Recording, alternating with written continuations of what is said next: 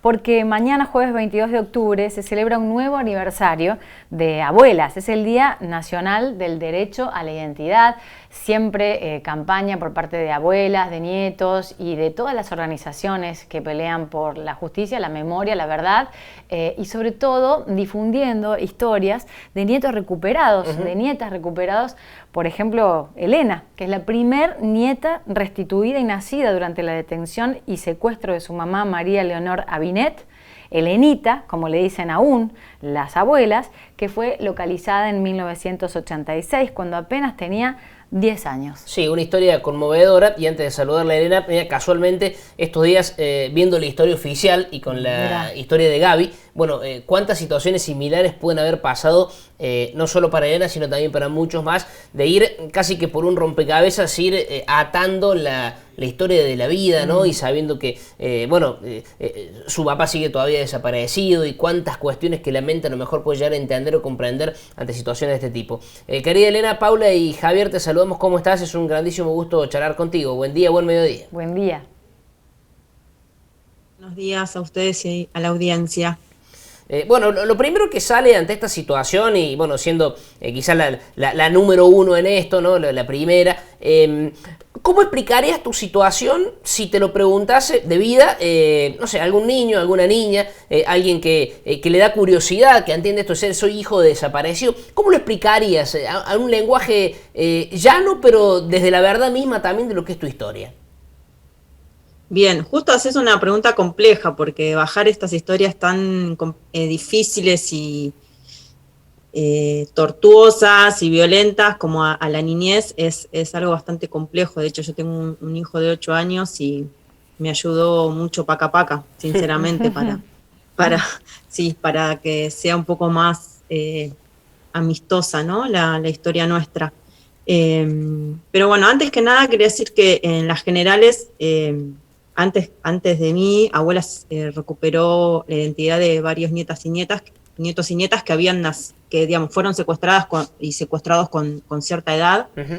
En mi caso, sí, soy la primera que Abuelas se encontró habiendo nacido durante el secuestro y la detención de mi mamá, en este caso. Y la verdad que, bueno, cuando voy a las escuelas en general ya hay una previa hecha por los docentes, pero para explicar no es muy fácil, como te decía, digamos. También hay que ver el contexto, ¿no?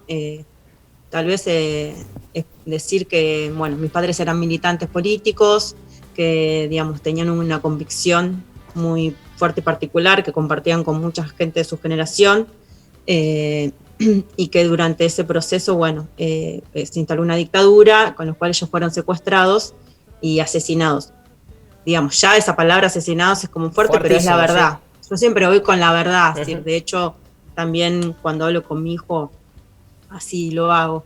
Y mi madre, que estaba embarazada de 7 meses, digamos, me llevaba en su vientre, estaba en ese momento tengo 2 hermanas, con mis hermanas en una pensión. Mi papá ya había sido secuestrado meses antes que ella. Secuestran a mi mamá y, bueno, la llevan a un centro clandestino, que es como se le dice, centro clandestino de detención, donde finalmente nazco yo y me apropia un policía de la provincia de Buenos Aires. Digamos, sería eso la verdad. Y así como es, también es como dura, ¿no? Uh-huh. Pensá que yo también cuando recuperé mi identidad tenía 10 años. Por ahí para estas épocas ya los pibes y las pibas a los 10 años vuelan. Pero bueno, en el 87, que fue la restitución, porque la localización fue en el 86, digamos, la infancia era como más aniñada, me parece, ¿no? Pero bueno, en líneas generales, mis padres eran militantes, compartían ideales con otros compañeros de esa época, querían cambiar el país, y bueno, se instaló una dictadura que iba en desacuerdo con esos ideales. Por lo tanto, ellos fueron detenidos y asesinados. Por supuesto, sin mediar ningún tipo de juicio ni nada, ¿no? Por eso se llaman centros clandestinos, porque estaban clandestinos, estaban fuera de la visión del común, de la gente, del pueblo. Y bueno, básicamente eso sería como la historia. Yo nazco y bueno, estoy durante 10 años viviendo con un policía de la provincia y con su mujer y un niño más pequeño, que era del año 80. Y después en el año 87 abuelas me restituyen mi verdadera identidad y ahí voy a vivir con mi familia biológica. Tuve esa suerte de ir directamente a vivir con mi familia biológica. Y bueno, y de ahí es esto, lo que vos relatabas al inicio, es como ir construyendo tu identidad, ¿no? Con pedacitos que uno va buscando y va insertando. ¿Y cómo Por fue supuesto que ese hay partes proceso, que Elenita? ¿Cómo fue ese proceso? Está bien, ya igual. El diminutivo es para lo interno. ¿Cómo fue ese proceso, digo, desde que empieza abuelas a tejer, o cómo fue el acercamiento por parte de la familia, de los apropiadores? ¿Cómo es tu relación con la familia, si ya no existe más? ¿Cómo fue ese proceso, digo, de restitución de identidad? Sí, tal vez hay que aclarar que los tiempos han cambiado y ahora no se da tanto este tipo de proceso de restitución, solo en casos muy excepcionales cuando por ahí la persona no quiere voluntariamente hacerse un análisis, entonces sí pasa un proceso judicial, pero si no, desde abuelas se intenta que sea voluntario, ¿no? Porque es mucho más amistoso y creemos que es una vía mucho mejor. Ahora, en mi caso, en esas épocas, hubo un juicio, en ese momento mis apropiadores, él era, como ya dije, funcionario, porque era policía de la provincia de Buenos Aires, ella era ama de casa, él y su familia eran todas familias de policías de la provincia de Buenos Aires. Y bueno, después del juicio, ellos quedan prescriptos de la acción penal, ¿no? No fueron juzgados por ese delito cometido que fue de sustracción, falseamiento y ocultamiento de un menor de 10 años. Porque habían pasado 10 años de cometido el delito, digamos, esa acción. ¿Pero recordás ese momento y la convivencia con toda esa situación, la predisposición o no a colaborar con el procedimiento? Eso, digo yo, ¿cómo fue eso? No, bueno, fue bastante caótico. El juicio, tal vez es medio específico, pero hay 2 instancias de juicio, uno que tiene que ver con lo penal, que es sobre el delito cometido, y otra instancia. No sé, se me ve bien, ¿no? Sí, perfecto. Perfecto. Y después el juicio civil, que es donde te dan la afiliación, ¿no? ¿A qué grupo perteneces? ¿Cuál es tu apellido? Digamos, están esas 2 partes. Entonces, en el primer momento, que fue el juicio penal, duró 10 años porque mis apropiadores permanentemente interponían recursos y medidas. De hecho, habían contratado un bufete de abogados bastante grande. Entonces fue bastante complejo y tortuoso porque yo durante todo ese tiempo estuve sin documentación, porque eso recién te lo dan cuando haces el juicio civil. Así que fue complicado para mi familia biológica porque en cualquier lugar, vas a la escuela, te piden un DNI, claro, querés salir del país, te piden un DNI. Bueno, la verdad que fue durante 10 años, además de, bueno, de lo ya transcurrido, esos 10 años fueron, digamos, yo la llevamos lo mejor, porque la verdad que mi familia, que viví con mi familia materna, con un hermano de mi mamá, siempre fueron muy comprensivos y amorosos, así como la llevamos lo mejor posible en familia, siempre pechándola. Claro. Pero fue complicado, la verdad no era fácil. En las escuelas me anotaban de onda, porque mi familia es de la zona y por ahí habían conocido a mi abuela, que había trabajado en alguna de esas escuelas. Y bueno, me pasó también el secundario, que le hice de primero a cuarto año, cuando antes había de primero a quinto año, bueno, ahora cambió, de primero a cuarto año en una escuela privada, entonces, bueno, no había tanto problema, pero en quinto año yo me cambié de escuela a una escuela pública y me aceptaron porque mi abuela había trabajado ahí, pero me dijeron que hasta que no tuviese el DNI no me iban a dar el certificado, el título. Claro.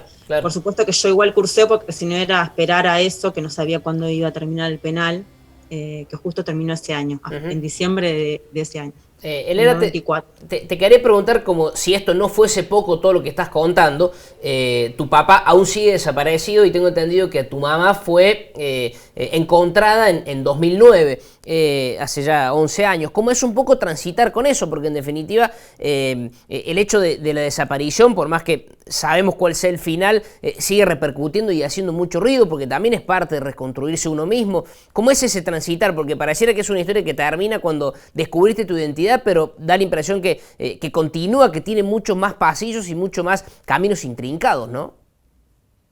Sí, la verdad que es súper acertado lo que estás comentando porque creo que no sé si termina alguna vez esta búsqueda.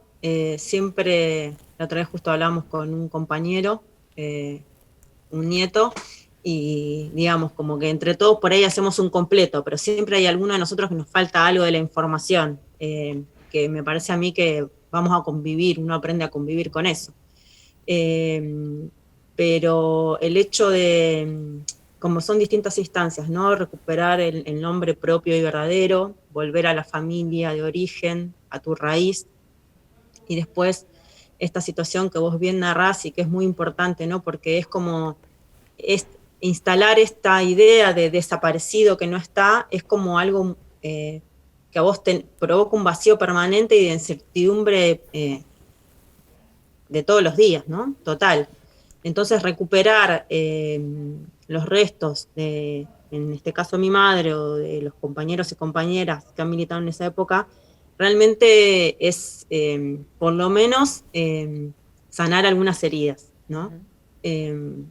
A mí me pasó particularmente que más allá de, por ejemplo, yo hice un juicio a mis apropiadores, esto que contaba antes que habían quedado prescriptos de la acción penal, cuando cayeron las leyes de impunidad me volví a presentar y la justicia tomó la causa, y a pesar de haberlos llevado a juicio y demás, y sentir que es algo necesario, ¿no? Que creo que es algo necesario para la sociedad obtener justicia, y es por lo que peleamos los organismos de derechos humanos, también la restitución de los restos es parte de la justicia. Entonces es muy importante. Es como, no sé, mira, un tío mío me lo narró en pocas palabras. Me dijo, recuperar a mi hermana fueron más que años de terapia. Es decir, creo que con eso es como una síntesis bastante real de lo que sucede, ¿no? Cuando uno puede también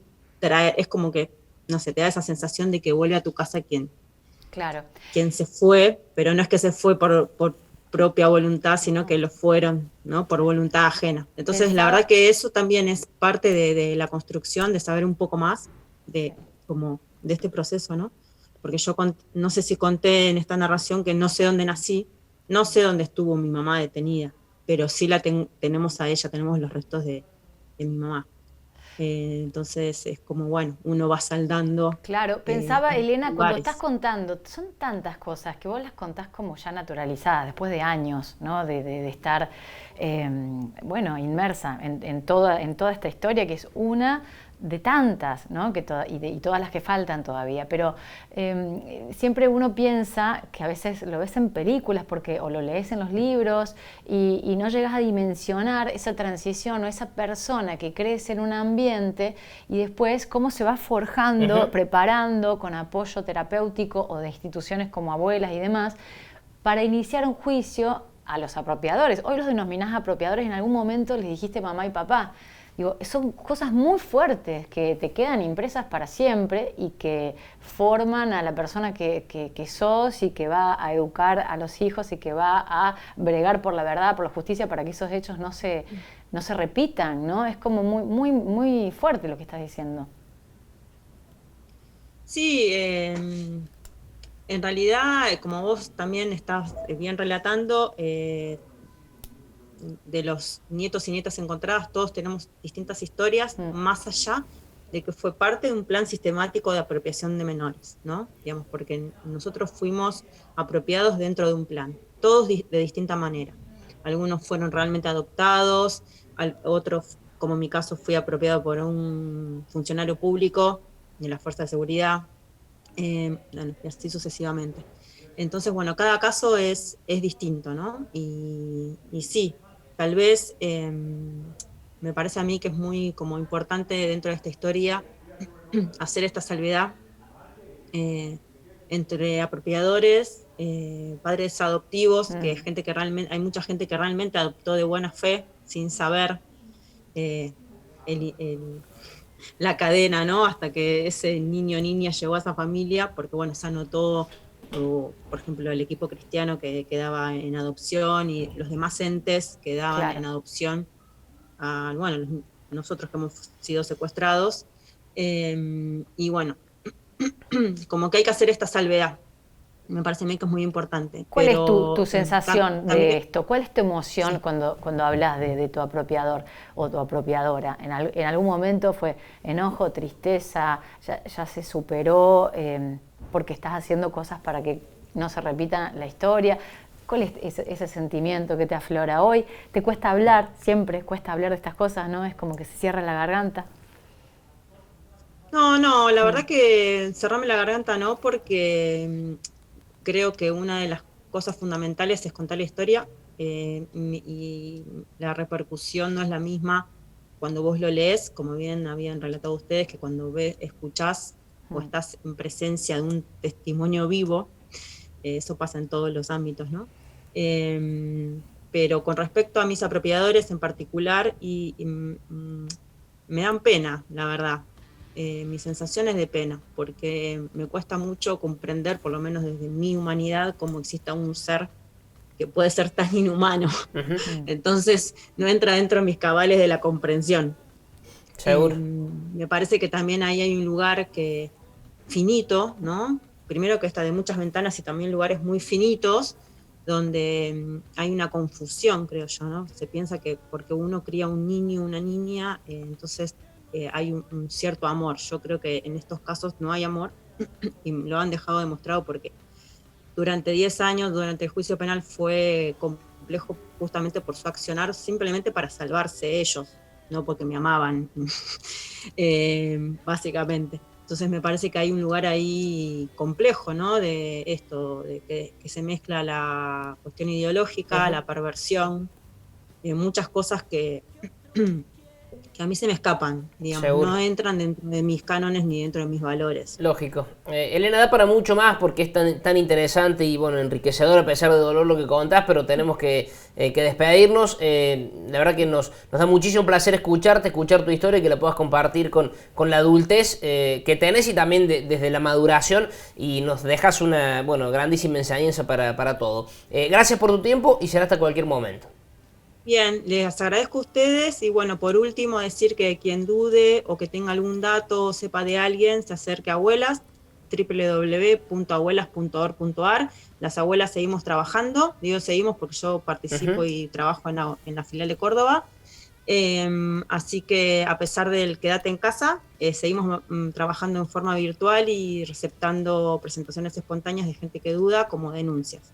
Y en ese marco hay una como actividad para mañana, ¿no es cierto? En este Sí, es que jueves. yo te iba a leer acá, tengo justo como la gacetilla. Hacé la Hay un invitación montón de vos, dale. actividades a todas las semanas y, por ejemplo, mañana me dijiste, porque justo mañana es el Día Nacional del Derecho a la Identidad.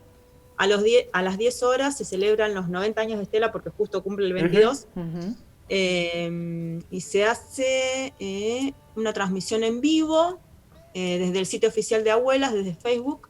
Y después todo el día va a estar el desafío que lanzamos con Manos con Identidad, donde escribís tu nombre en la palma, la subís a las redes y si querés puedes hacer un breve relato, una anécdota comentando sobre la identidad. Y después a las 19 hay un diálogo intergeneracional entre un nieto restituido, que es Manuel Goncalves, y su sobrina. Igualmente, si pueden entrar a la página de Abuelas, y ahí está todo lo que hay, porque hay un montón de actividades y cosas. De hecho, hoy también hay algunas actividades en distintas horas. A las 17, Ciencia, Identidad y Justicia, dentro del canal de la Universidad Nacional de Rosario. Y a las 18, un vivo en Instagram con Lorena Batistiol, que busca a su hermano o hermana. Y bueno, la verdad que está llena de actividades esta semana y bueno, que es el mes conmemorativo. Así que nada, sumarse, bueno, también está, más allá de la página de abuelas, también está la red por el derecho a la identidad y en Río Cuarto hay un representante. Sí. Y así que bueno, nada, seguimos en la lucha y continuamos con el legado que a nivel nacional e internacional las viejas, como las llamamos nosotras, de manera afectiva, nos están dejando. Nos vamos a ir con un tema para las viejas, ¿eh? Así que bueno, quédate por ahí conectada. Muchas gracias, Elena. Gracias. Un placer conocerte. Gracias. Gracias a ustedes. Hasta luego.